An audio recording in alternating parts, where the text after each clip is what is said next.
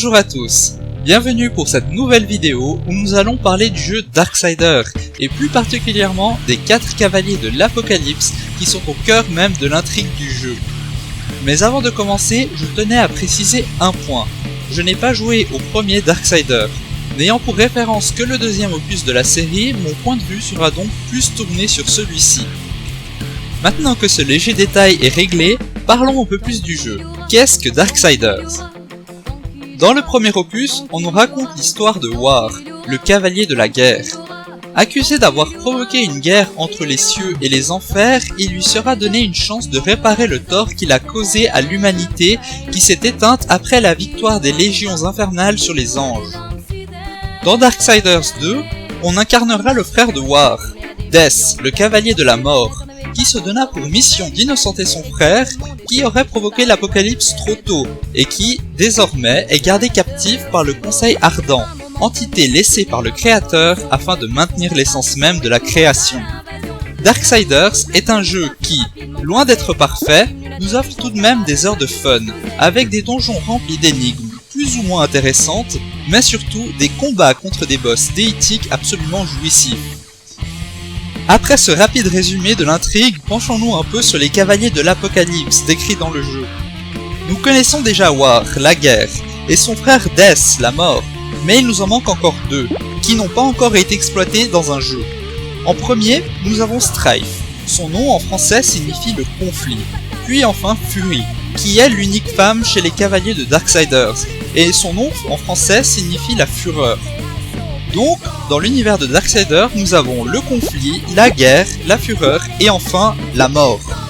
Il est intéressant de constater que les créateurs de l'univers de jeu ont pris quelques libertés concernant leurs cavaliers, car dans le vrai mythe des cavaliers de l'Apocalypse, on remarquera que 2 d'entre eux n'ont pas la même symbolique. D'ailleurs, parlons-en de ce mythe. Les cavaliers de l'Apocalypse sont cités pour la première fois dans le Nouveau Testament, au 6e chapitre du livre de l'Apocalypse selon Jean de Zébédée. Voyons ensemble le passage y faisant mention. Je regardai quand l'agneau ouvrit un des 7 sceaux, et j'entendis l'un des 4 êtres vivants qui disait comme d'une voix de tonnerre, « Viens !» Je regardai, et voici, parut un cheval blanc. Celui qui le montait avait un arc, une couronne lui fut donnée. Et il partit en vainqueur et pour vaincre. Quand il ouvrit le second sceau, j'entendis le second être vivant qui disait « Viens !» Et il sortit un autre cheval, roux. Celui qui le montait reçut le pouvoir d'enlever la paix de la terre, afin que les hommes s'engorgeassent les uns les autres, et une grande épée lui fut donnée. Quand il ouvrit le 3e sceau, j'entendis le 3e être vivant qui disait « Viens !» Je regardai, et voici, parut un cheval noir. Celui qui le montait tenait une balance dans sa main. Et j'entendis au milieu des 4 êtres vivants une voix qui disait « Une mesure de blé pour 1 denier, et 3 mesures d'orge pour 1 denier. Mais ne fais point de mal à l'huile et au vin. » Quand il ouvrit le 4e sceau, j'entendis la voix du 4e être vivant qui disait « Viens !» Je regardai, et voici parut un cheval d'une couleur pâle. Celui qui le montait se nommait la mort, et le séjour des morts l'accompagnait. Le pouvoir leur fut donné sur le quart de la terre, pour faire périr les hommes par l'épée, par la famine, par la mortalité et par les bêtes sauvages de la terre. Je dois vous avouer qu'en lisant ce texte la première fois, je me suis dit « J'ai rien compris. » Mais bref, passons. Dans ce texte, nous avons donc le premier cavalier, conquête, puis guerre, puis famine et enfin mort, qui est suivi par l'enfer. Bon, on peut aussi vite se rendre compte que comme pour à peu près tous les textes bibliques, les passages sont sujets à représentation, car dans l'état actuel brut de coffrage, ça ne veut pas dire grand chose et on se retrouve assez vite perdu. Alors, essayons ensemble de déchiffrer les infos que nous avons. Tout d'abord, nous avons ce fameux agneau, qui ouvre les sceaux faisant apparaître les cavaliers. Étant athée, j'avoue que j'ai dû chercher un peu pour comprendre que l'agneau était en fait une image censée représenter Jésus, ce qui, je trouve, éclaircit déjà un peu la chose. Puis nous arrivons au premier cavalier, la conquête qui chevauche un cheval blanc, qui est la couleur de la pureté, et il possède un arc et une couronne, tous 2 symboles de conquête. Vient ensuite la guerre, chevauchant un cheval rouge, qui est la couleur du sang et de la brutalité, Il possède une épée qui symbolise la force. Ensuite, nous avons la famine, chevauchant un cheval noir, couleur qui symbolise entre autres la tristesse et le désespoir. La famine tient dans sa main une balance qui pourrait vouloir signifier le concept de justice et d'équité, mais qui selon mon humble avis dans ce texte, symbolise plutôt l'économie.